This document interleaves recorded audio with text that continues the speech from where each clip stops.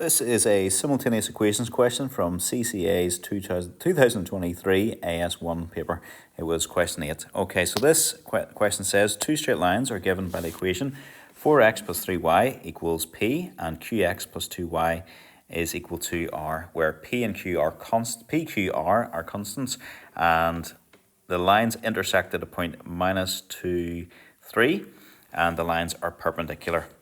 Okay, it says find the area enclosed by the two lines and the positive y-axis. Right, we have a lot to do here. We have got to find P, Q and R, and also then find the area after all that.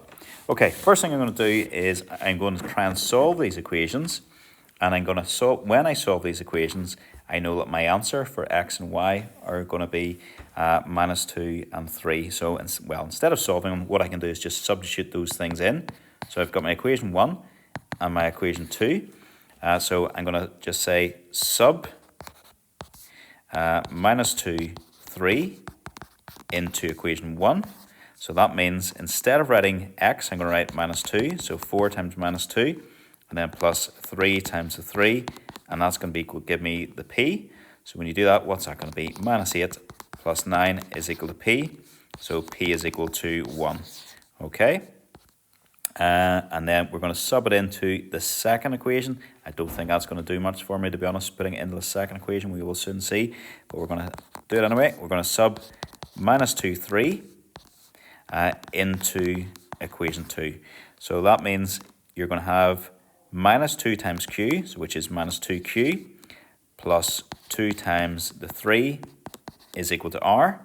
So that's going to be -2q plus 6 is equal to r. That's what my new equation 2 is going to be. So I found my P, I haven't found my R, but that's it. Okay, right, let's rewrite the equations so far then. So what do we know then? We don't know much, but we do know the first equation is then 4x plus 3y is equal to 1. That's what my equation 1 is. And my second equation then is going to be, so the second equation then is going to be, it's going to be just qx plus 2y is equal to r. And I wasn't able to find anything else with that. Okay, go back to the question. If we go back to the question, it says the lines are perpendicular. So that means a gradient, one of their gradients will be the negative reciprocal of the other. So what I'm going to do is rearrange my equations. So my first equation is 3y is equal to -4x plus 1. It's also equal to y is equal to 4 over 3 x plus 1. So that was my first equation. And the gradient is the coefficient of x. So the gradient of this is -4 over 3. I'm going to rearrange my second equation. So 2y is equal to -qx plus r, or y is equal to -q over 2x plus r over 2. The r over 2 I couldn't care less about, but this bit is my gradient. My gradient is equal to -q over 2.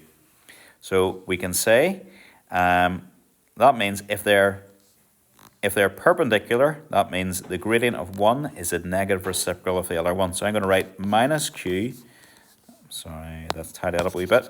I'm going to write -q over 2 is equal to the negative reciprocal of this thing up here.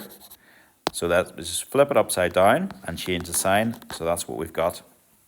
So from here, do a bit of cross multiplying. We'll just say that's going to be -4q is equal to 6. And that means q is equal to 6 divided by -4. And that is going to be q is equal to -1.5. Put that in a box. Now we can go back up to our equation up here. We had an equation 2, -2q plus 6 equals r. Let's write that down before I forget. -2q plus 6 is equal to r. And we'll just say sub in q is equal to -1.5. So you'll have -2 times -1.5 plus 6 is equal to r. That's going to be 3 plus 6 equals r, which means r equals 9. So our second equation then becomes, it was qx plus 2y equals r. It was qx plus 2y equals r. Is that what it was? Sorry, bear with me. Qx plus 2y equals r. Yes, it was indeed.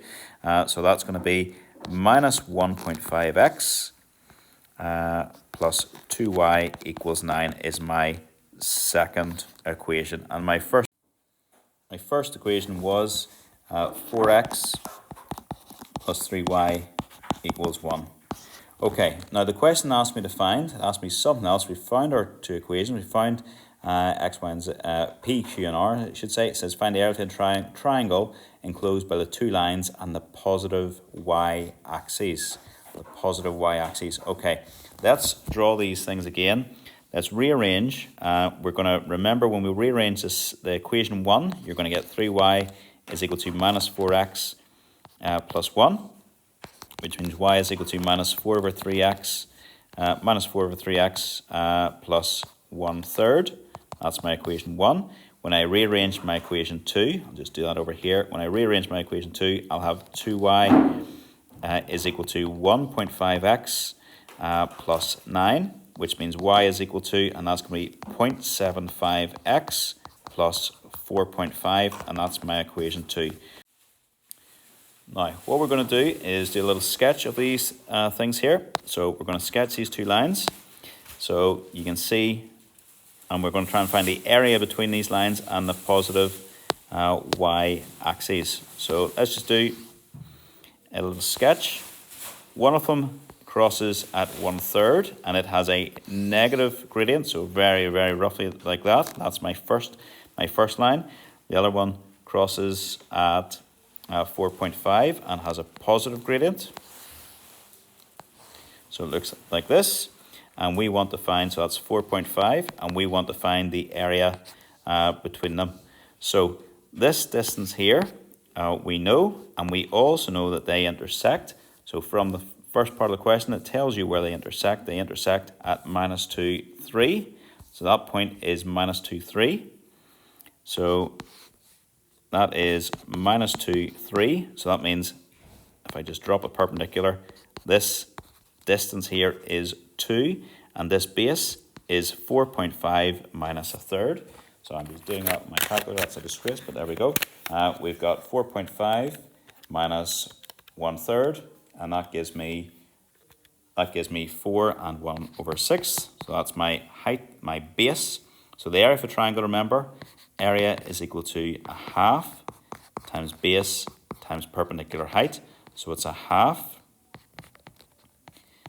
times the base, which is 4 and 1/6, and times the height, which was 2. And if you just do that, the half and the 2 will just cancel out. So it's going to be 4 and 1/6, and that's going to be units squared. And hopefully that's what we're looking for.